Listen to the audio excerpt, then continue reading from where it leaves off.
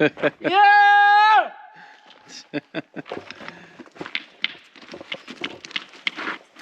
What do they call this area? Wadi Zayed. Wadi Zayed. Yes. What do you find there? I'm looking for something. You walk with Omar, deeper, you will find lovely stones. Take your water with you. Okay. Everyone hold his water in his hand. عشان الهندي هندي drink it. عشان الدرينك. Okay.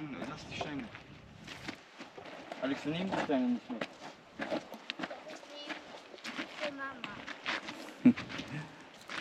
Ik heb er nur eins, also das. Did you find something nice for your mom? Let me see. Oh, those are cool.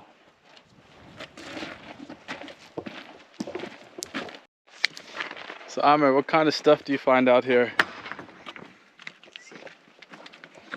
These are some interesting rocks. Let me see. Sandstone. How are these made? It's a nice one. That looks like a seashell. It's like a. It looks like it's like a seashell fossil. Yeah. Look at this thing. It's like it's a mussel, but it's fossilized. So they're saying that this place was underwater 2 million years ago. This is a straight up fossil. Wow. How old do you think this is? This in a stone, maybe more. Millions of years old.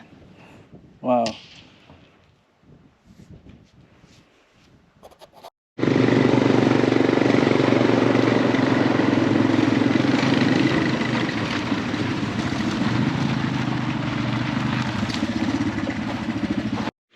It's 4 a.m. and we are up.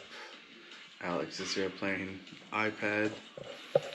And why are we up at 4 a.m.? Because we're going to go ride some hot air balloons in Luxor. So Alex, Elijah, and myself, and the power went out.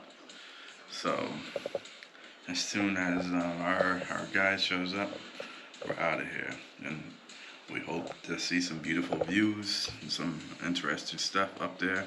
Never been on a hot air balloon ride before, so hopefully it's everything that it's cracked up to be. I read some stuff on the internet yesterday, and it said riding hot air balloons in Luxor is one of the must-do activities. So we will see.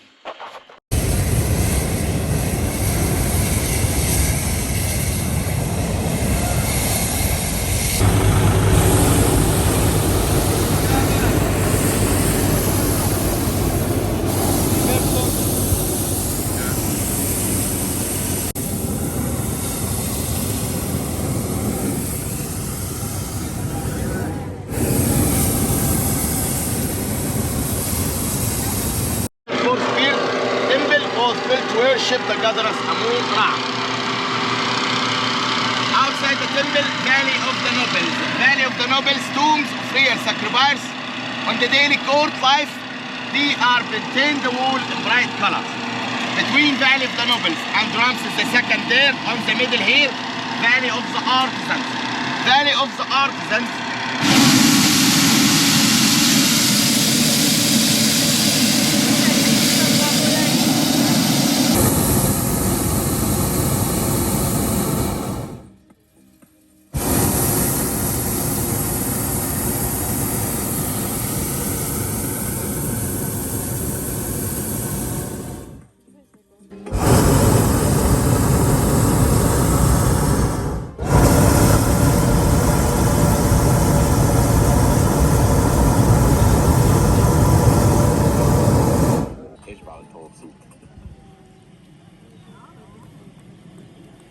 The city is ascending, descending, level flight.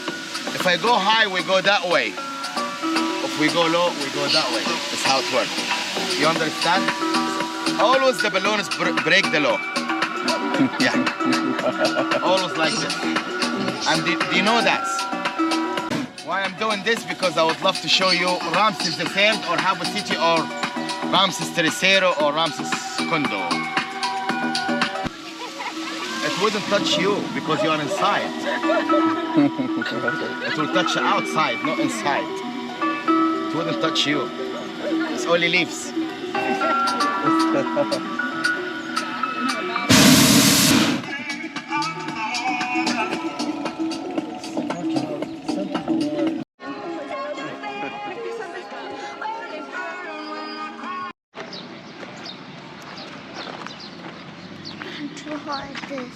one.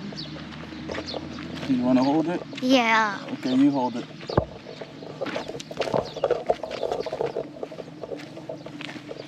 Say hi. Hi. Look at the statues. Oh, look at that's the inscriptions on the side that he was talking about. He was telling us about.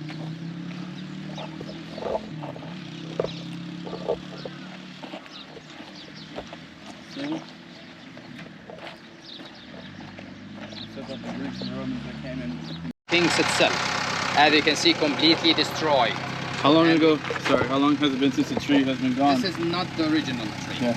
This is just like replica done by the beginning of 19th century. Okay. Just in order to show us where is exactly the ruins of those real incense trees which he brought from there. Until now, they are still working on the left-hand side structure, which belongs to that metal kingdom, which is older more than the Valley of the Kings itself. But for our good luck that they finished the restoration of the third level of the Queen Hatshepsut, that's why we'll be allowed for us to visit the second and the third level. Hatshepsut, most of her time depicting herself as a man, will be very clearly for you. Two shrines very important, one of them for Anubis and one of them of Hathor, and then Pont expedition. Let me show you that before you have your brightest time to going to the third level. Okay. Lower Egypt. And by that way, she depicting herself like a ruler for both lands, like one big country. She was from upper, that's why always in the left-hand side statues, you're gonna see that she wearing only the jar crown. But the ones which in our right-hand side, she wearing like the double crown on top of her head. And she used to stand, as you can see, like Osiris shape. Osiris, the god of the afterlife. She call it the afterlife shape. On this particular location where we are, we can focus about that shrine which it has no ceiling, as you can see. Yeah. This is the important ones which he dedicated to that important goddess in the ancient Egyptian mythology, which we call her Hathor, which they depicted her sometimes as a cow. Can you see the cow? How she licking the hand of that sitting figure, the Queen Hatshepsut, on her throne. And once we will see most of the pillars like that, they decorated on top with a human face and a cow ears, especially for the third one. You look with me to the third one on the top. You can see a human face had a cow ears. Yeah. So we have to remember that we are by the presence of goddess Hathor. And most of the pillars inside, they got the same shape.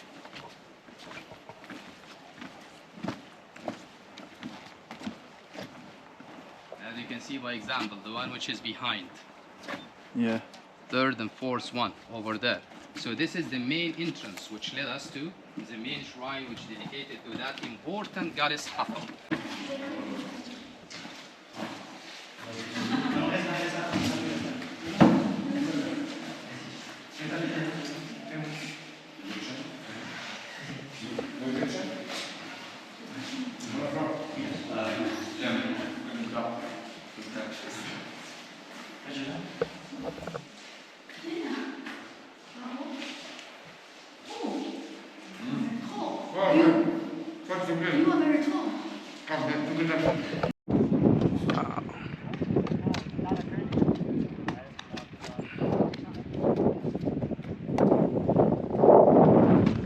Yalla.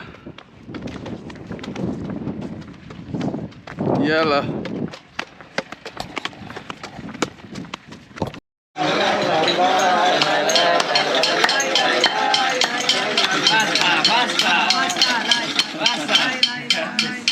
Okay, and come. You can stay here. You can work with us. You want to?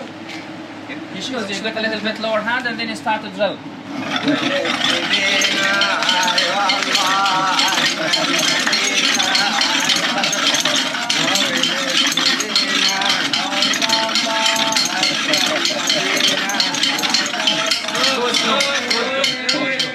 Nice, nice. Look at him.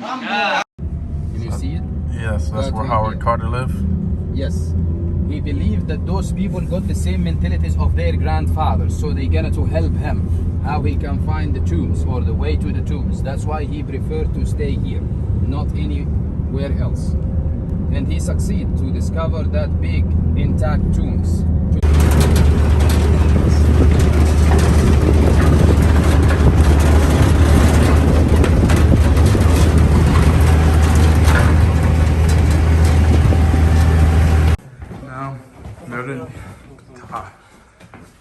Merin Patah. Merin Patah. The tomb of Merin Patah.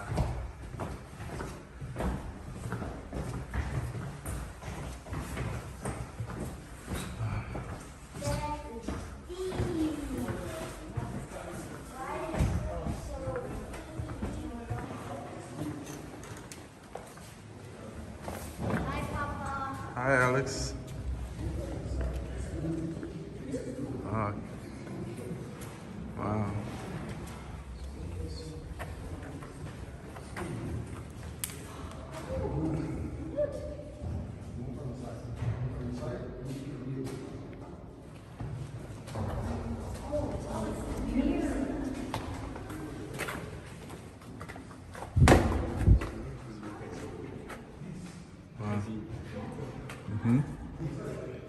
Eating.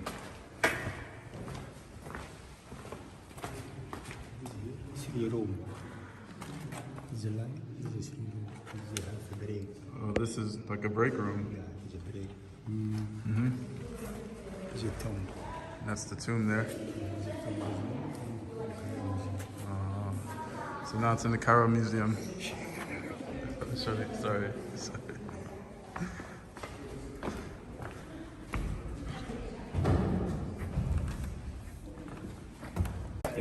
So now we're heading to the tomb of King Tutankhamun.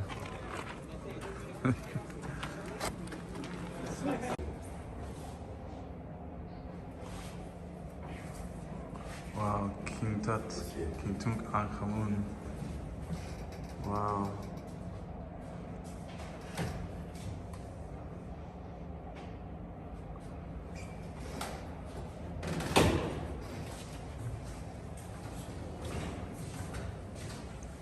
Wow.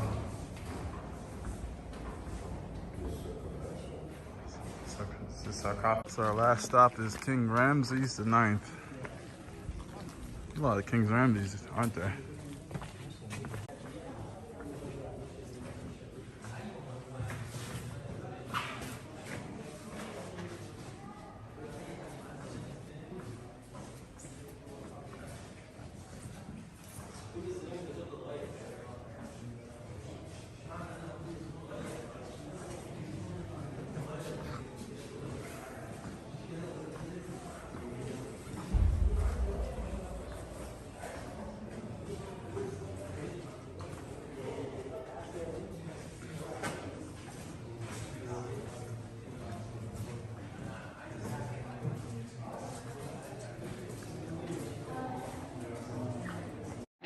Those blocks. So they built the ramp and then they use wooden slabs to drag the stones Slabs up? to dragging those blocks row by row from down to the top. But once they starting their inscriptions or their registers, they start from up to down. So by that way, they moving this ramp under their feet and they can go down all the way down like that.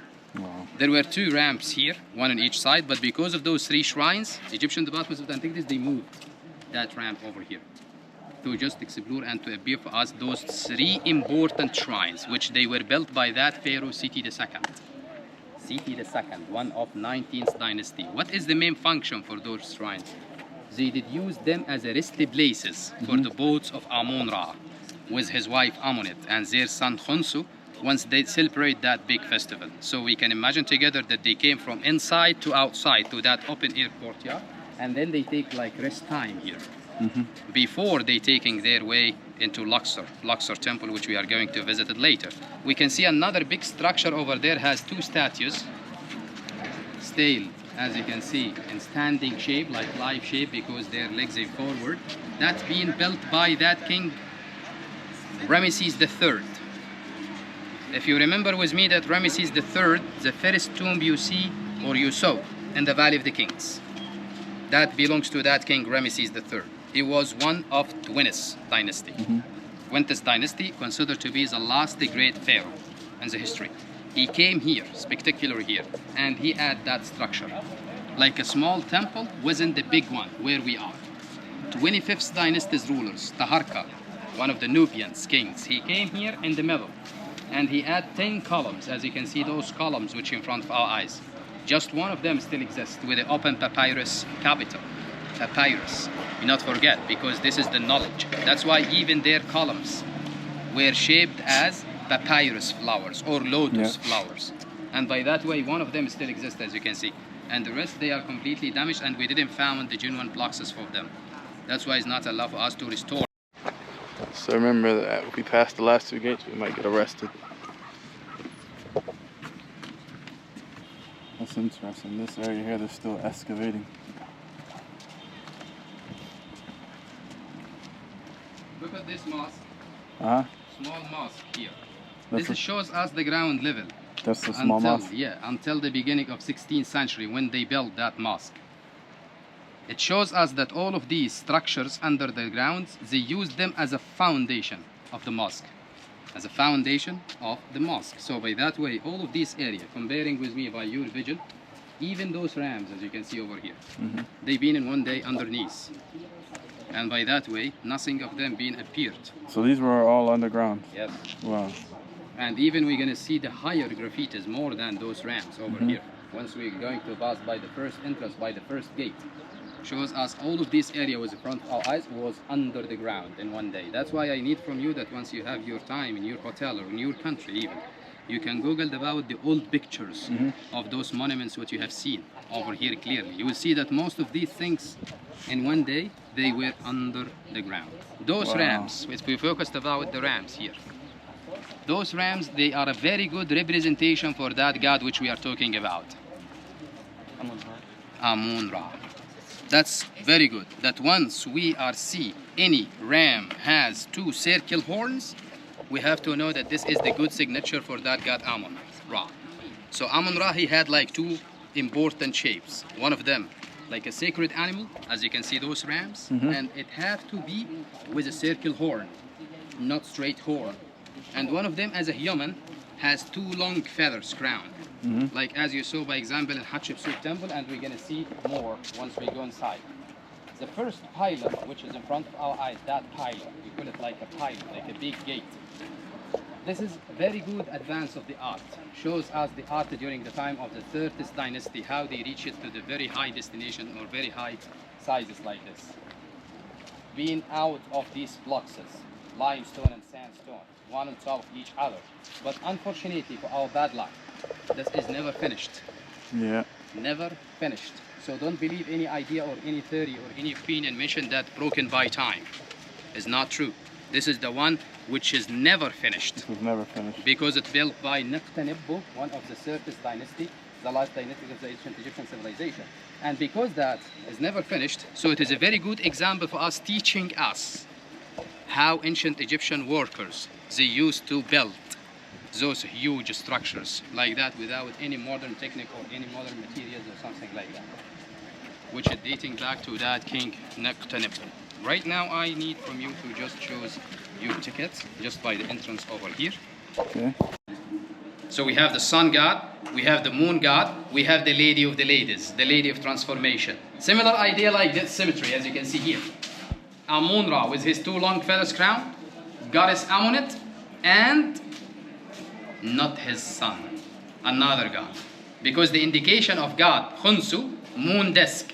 Here we have no disk or no crown on his head. So he's completely different god. His name is Bitah. God Bitah. The god of the fine art and darkness. That's why his name was, that king which we are talking about, Siti Miri in Bitah. The man of Thet, the one who beloved to Bitah. That's Bitah. So you look at his cartouche. Wisr, Hebiru, Ra, Miri, Iman.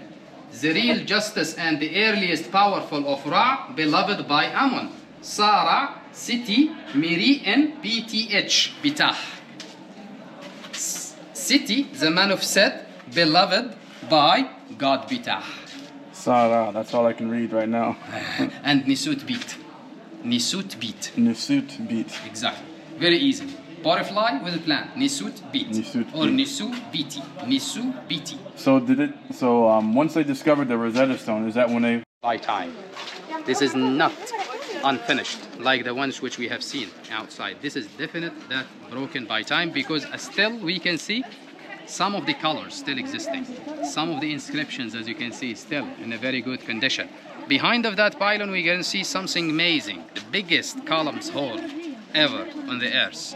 134 columns. Just in one place. We call it the columns hall. The biggest hypostyle hall. For sure, once we say 134 columns, the first thing comes for us that is not finished just by one time period. That's why we have to definite that more than 3 different kings, they just add here their additions for glory and prosperity. Last one of them is Ramesses II. Ma'at Ra seated in Ra, so that means Ramesses II was besides of Amun with his 2 long feathers, crown, like on his sweet home over here. So this is like a very good representation of the king. He just get the blessing from the god Amun Ra, just by the entrance, and seems that this wasn't the real location of that big block over here. Wow. Look at the columns. Being able later to just walking surrounding them to get like amazing of those columns and those cartouches and the lighting system. Don't forget in your video to get those lighting system up there, like the windows, how they light the main facade.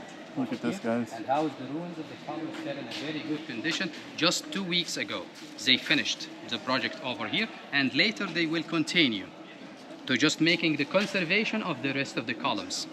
Because if you focused about the columns themselves, you will see that the colors still exist inside.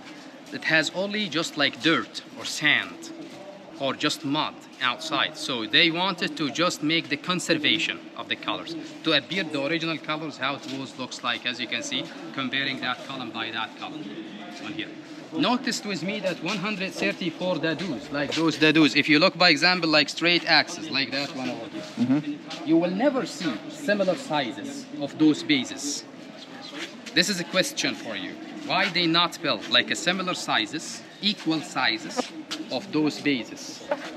Why they left them like that, one up and down? As you can see all the way down, you will never see one of them equal size than or looks like the other one. Do you have any idea? Because of? The floor? Flood. Not Oh, okay. flood. Because of the water. Because we do agree that this is not just like normal column of them. This is like a plant, like a reed of lotus or reed of papyrus. Where they used to grow those beautiful flowers? Just by the river Nile, besides of the river. Sometimes by the flooding season, they found that the waves of the river getting higher more than it was before makes like a waves. So they are the waves of the flood. So this is natural irrigation system for those columns that they can see, or for those reeds of lotus and papyrus. That's why they left some of them with the open capital and some of them with a closed capital, right? So some of them is open and some of them they are closed. So by that way, they did realize that every day once the sunrise gives the life for the flowers, and when it's set, takes the light from the flowers. So the ones who they are just besides of the lighting system, like a natural lighting system, they are always beans, as you can see.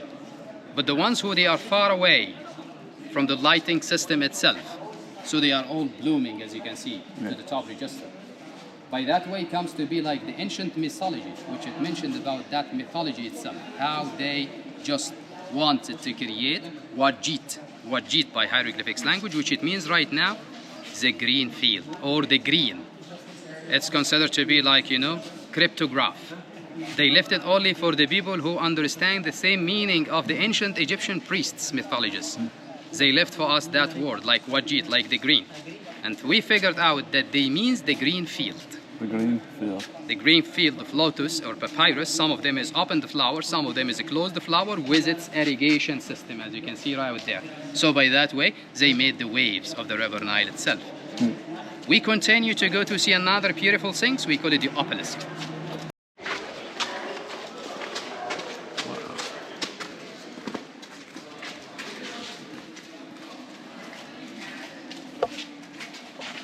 What are you doing? I'm filming this experience. Can I be in it? You having fun? Wow. Look at all this, Alex. That's the Sahara again. Yep, the Sahara. Now you know how to read.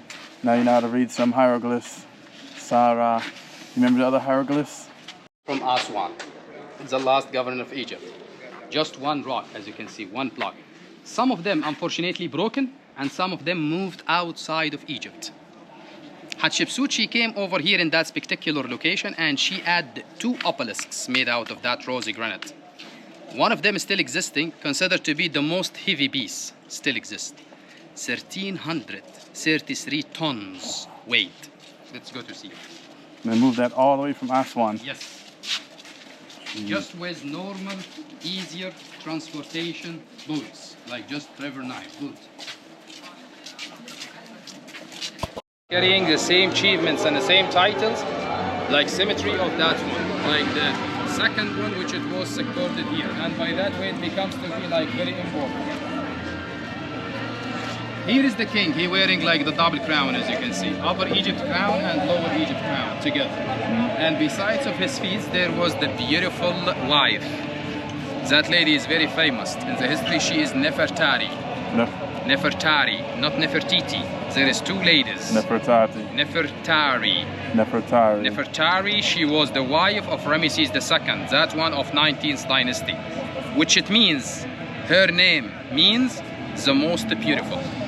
Nefertari. But Nefertiti, she was the wife of Amenhotep IV, or Akhenaten. Did she have power too, or? Yes, she was the royal wife. And that's why she always decided to be just besides of the throne, as you can see. From both sides, but unfortunately chipped away. But only her cartouche still in a very good condition. Those the gray ones, which I'm talking about. It looks like they rubbed their face off. That face. Yeah, it looks like maybe, yeah, maybe. They just chiseled away. They just take it away. Just in order to get more benefits, to resell it or something like that. And by that way, we found that still existing, you know, just put it with the ground here. Look at that shrine, which is dedicated to that god Amun-Ra, by his order. That's why he wearing, as you can see, the Egyptian dresses. So all this is depicting Alexander the All Great. depicting as Egyptian pharaoh, as you can see on the other walls over here. If you look at him and you see his dress and you see his religious ceremony and his religious ritual, you will definitely that he is Egyptian pharaoh. But in fact, he's not. He just wanted to depicting himself as Egyptian pharaoh, wearing like Egyptian dresses, making the same religious ceremonies in front of Amun-Ra.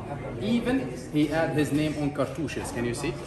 All those names, as you can see on here. Yeah. But once we look at this wall, by example, which had been built by Amenhotep III. Amenhotep III, the grandfather of King Tut, and the one who built the entire part of Luxor temple. Look at the type art of his art school. You will see that this is raised relief. Raised relief means outside of the wall. So by that way it shows us that this is very difficult to make it. But over here, it is very easy to carve it. Any sharp chisels, you can just making like sunk relief. Both of them, as we agree, that they're done by Egyptian hands, but one of them below of foreigner ruler, and one of them will not be below of Egyptian. As you can see over here. That's why it shows like a big difference. This is like less.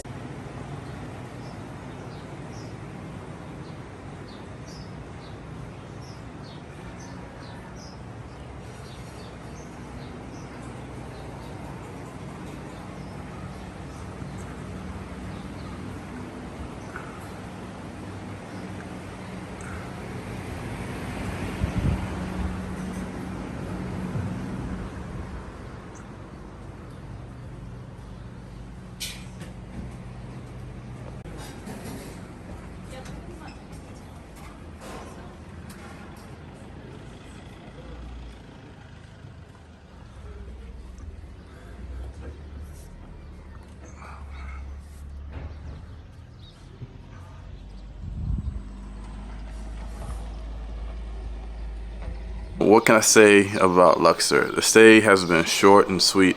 I wish we were here longer, but today we're moving on to Sharm el-Sheikh. Simply didn't have enough time to explore.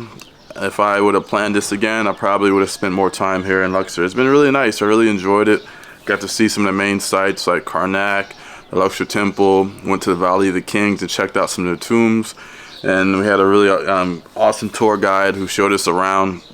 Recommended by the Airbnb that we stayed at, so everything was good. The food has been excellent and the service has been great. You know, I really liked it here. And since this is like a short 3-hour flight from Dubai, I could see myself coming back here again. So in terms of the places I've been so far, I like Luxor, and then next would be Cairo. So we'll see how Sharm el-Sheikh is. I'm going to go to the beach and hang out and just relax before heading back to Dubai, vacation over. Yeah, I'm gonna miss this place. The peace, the quiet. I'm hanging out on a rooftop of the Airbnb I'm staying in. Really nice. It's called Malkata House in Luxor. And their website's inluxor.com. So check it out. Or you can search Airbnb for Luxor and this place should come up.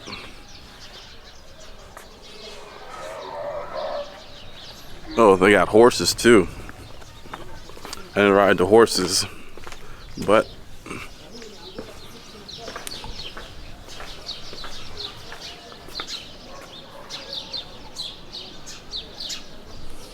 really nice place.